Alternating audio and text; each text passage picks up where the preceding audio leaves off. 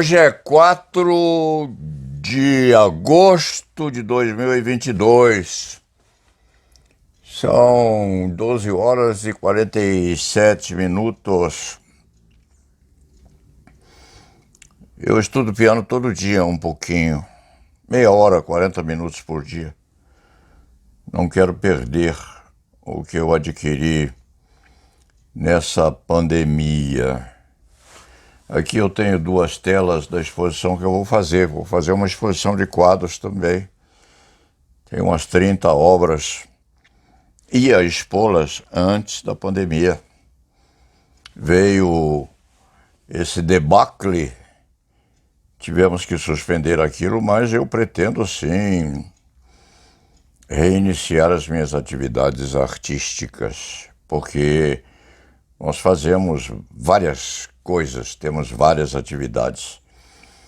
Essas atividades não podem ser perdidas.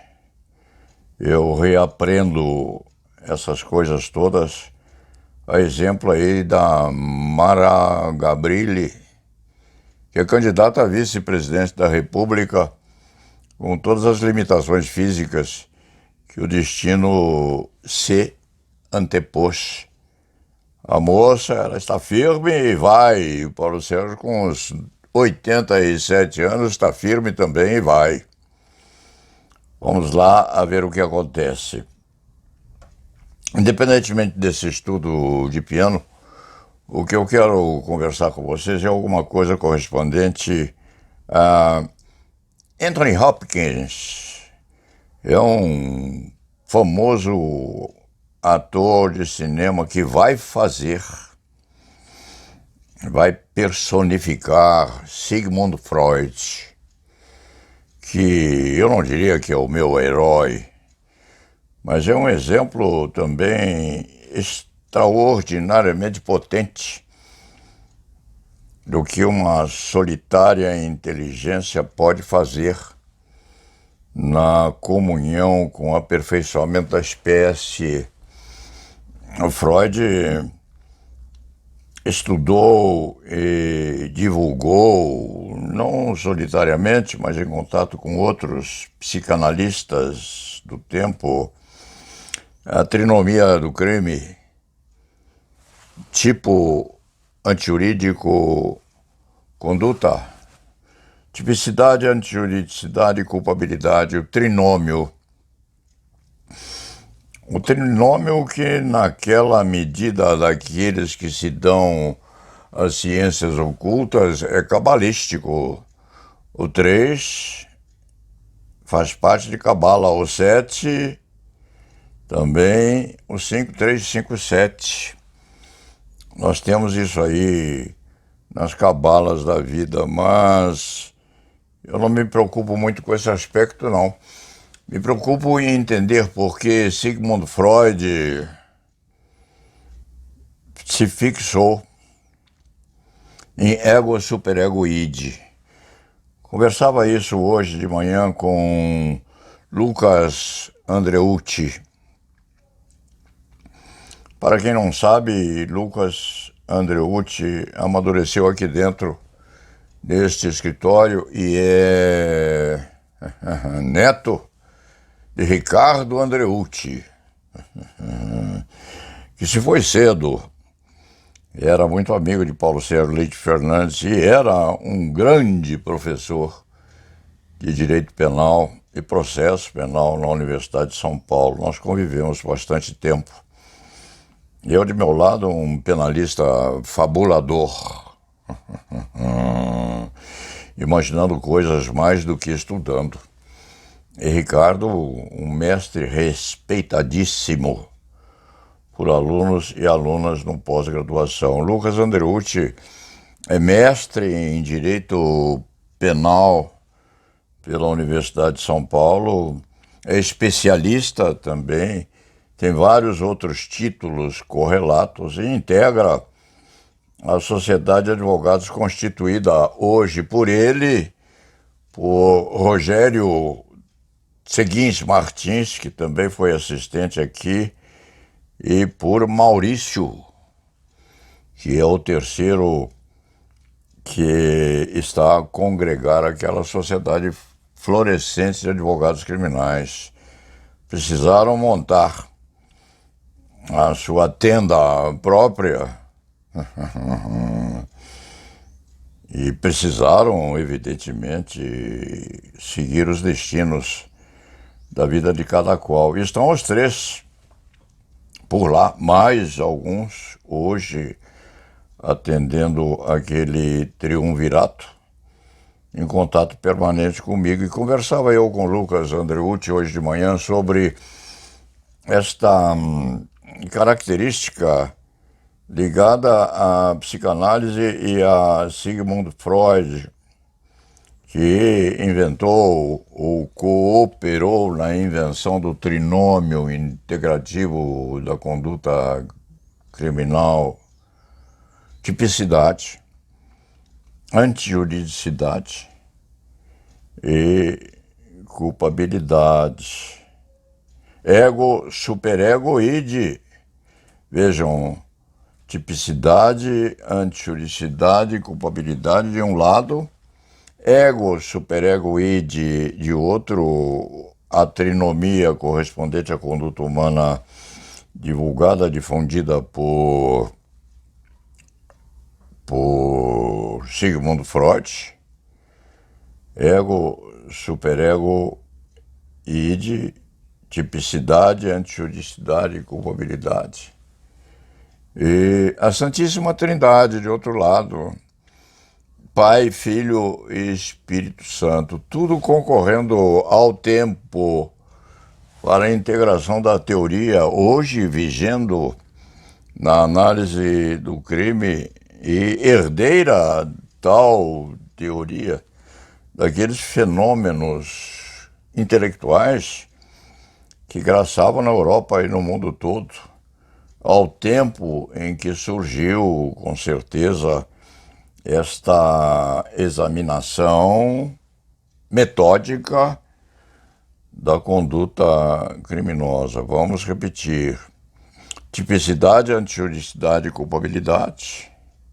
Depois, do lado da psicanálise, ego, superego, id. E ao lado e fazendo par com a doutrina cristã católica, Pai, Filho e Espírito Santo. Por que isso vem à minha cabeça hoje? Porque Lucas Andreucci e eu estivemos conversando sobre isso hoje de manhã.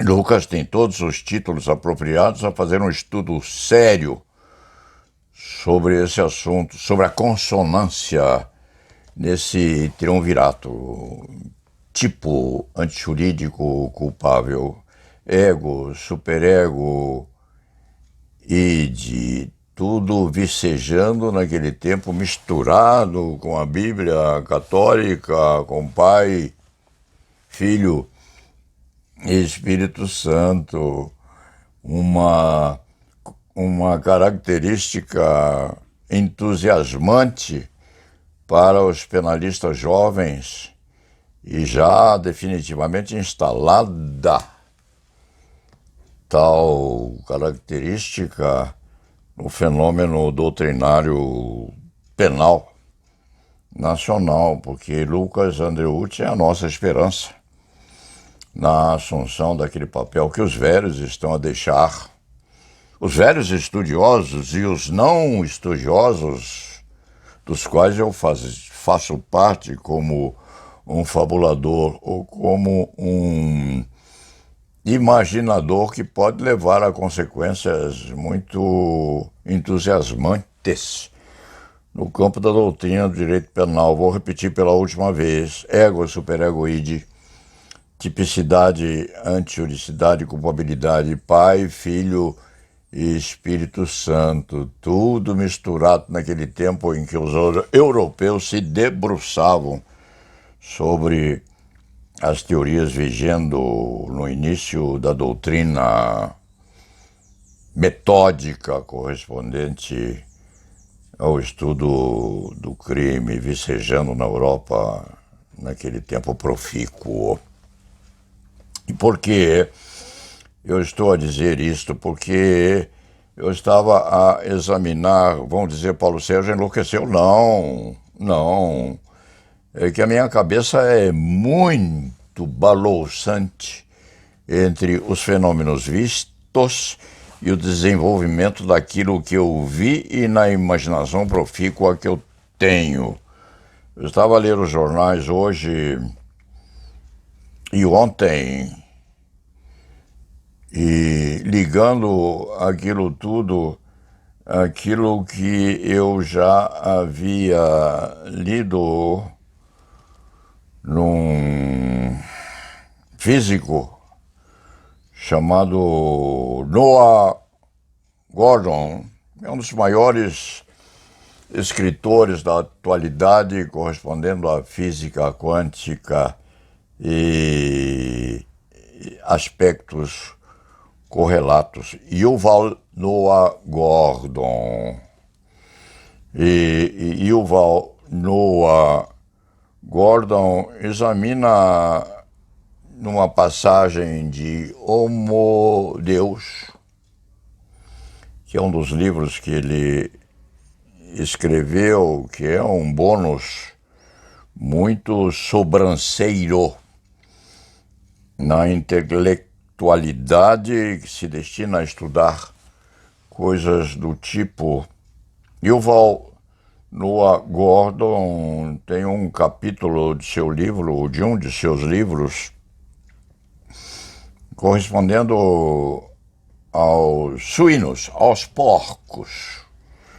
Examina o comportamento dos chamados porcos, dos leitões, das leitoas, presos e presas durante a vida toda em engradados com 2 metros no máximo de comprimento por 1 metro e pouco de largura. E aí as porcas dão crias repetidas que são engordadas, depois abatidas, e as porcas ficam ali dentro, sem movimentação, a cada inseminação artificial. E Noah Gordon examina nesse livro o comportamento, a conduta, a inteligência das leitoas e dos suínos e se nega ali que os porcos sejam porcos. Como erroneamente se pensa, e que as leitoas sejam também porcas. Explicando-se à margem, isso pode ser visto, inclusive, não em um livro de doutrina, não, ou de agrônomos que estejam a estudar o comportamento dos suínos, não, isso pode ser visto no celular ao simples apertar de um botão. Não há mais segredos ou especificações que um celular não possa demonstrar para o resto da humanidade. Então, quem quiser saber como os porcos e as porcas se conduzem, não precisa ir longe demais, não. Aperta um botão no celular e vem todo o estudo correspondendo a essa particularidade. Mas Noah Gordon tece comentário, sim, sobre a inflição de sofrimentos feitos contra ou na personalidade e na vida dos porcos, das leitoas, e censura acremente aquilo que se faz com esses animais que são inteligentes, são delicados, são afetivos, são afetuosos e não mereceriam um destino tão ruim. E por que eu digo isto? Vejam que coisa curiosa. Conversava com Lucas Andreucci, respeitando a tipicidade, antijuricidade, culpabilidade, ego, superego e de Pai, Filho e Espírito Santo, e sobre o estímulo a que esse doutor se debruce a estudar as minúcias que ligaram essas 3 oportunidades de aplicação da ciência ao tempo em que surgiram essas doutrinas atinentes à conduta criminosa e à consumação do triunvirato que estimula o nosso raciocínio como humanos, conversava eu com Andreucci, que pensa seriamente sobre o assunto, porque isto é um assunto que Lucas Andreucci vem examinando com bastante acuidade. Ele, que é jovem, é um já quase doutor em Direito Penal pela Universidade de São Paulo, é havido como um dos descendentes de penalistas muito bem posto na ciência do direito penal, do estudo do direito penal e da advocacia criminal. Lucas Andreucci, ao lado dos companheiros lá, Rogério Seguins Martins e Maurício, é uma esperança que nós temos, nós os antigos, que já estamos com dificuldade para manter essa delicadíssima especialidade que é a advocacia criminal em São Paulo e no Brasil inteiro. Então, conversava eu isso com o Lucas, a ver se ele consegue estudar bem esse assunto, essa ligação entre a medicina psiquiátrica, o direito penal e a própria doutrina católica, porque aí vem a concentração do meu raciocínio, a fim de que não pensem que estou a varejar por aí. Quando eu li no Estado de São Paulo hoje, e soube ontem que cientistas na Universidade de Yale conseguiram ressuscitar células mortas de porcos ou de leitões 1 hora após a morte daqueles bichos tão afetivos, tão delicados e tão amigos. E com essa ressurreição havia ou existe a expectativa de que haja um retorno dos mortos ao nosso mundo corpóreo e psíquico.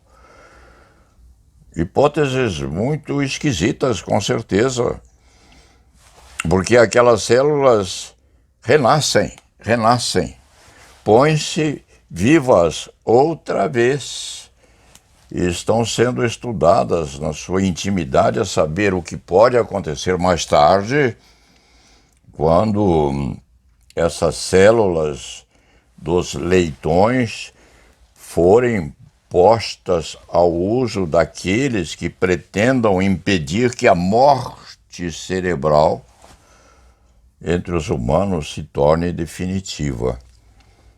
Veja-se que estudo bonito Lucas Andreucci pode fazer sobre tipo, antionicidade, culpabilidade, ego, superego e de Pai, Filho e Espírito Santo, a Santíssima Trindade. E se nós formos à Bíblia, daí as coisas se transformam, sim, numa expectativa incrivelmente sedutora, porque na teoria do catolicismo, na Bíblia católica, Jesus Cristo ressuscitou 3 dias após. Vejam que coisa estimulante para os penalistas como Lucas Andreucci.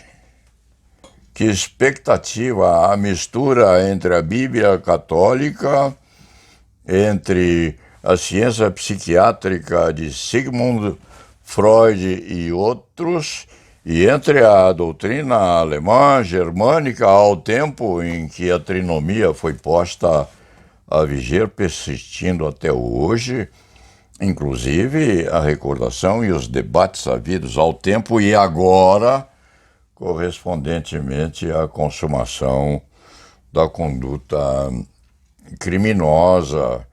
Um desafio para o Dr. Lucas Andreucci a debruçar-se sobre os livros de estudo de ensino de direito penal, da mesma forma que este velho criminalista faz com seu pianinho, pretendendo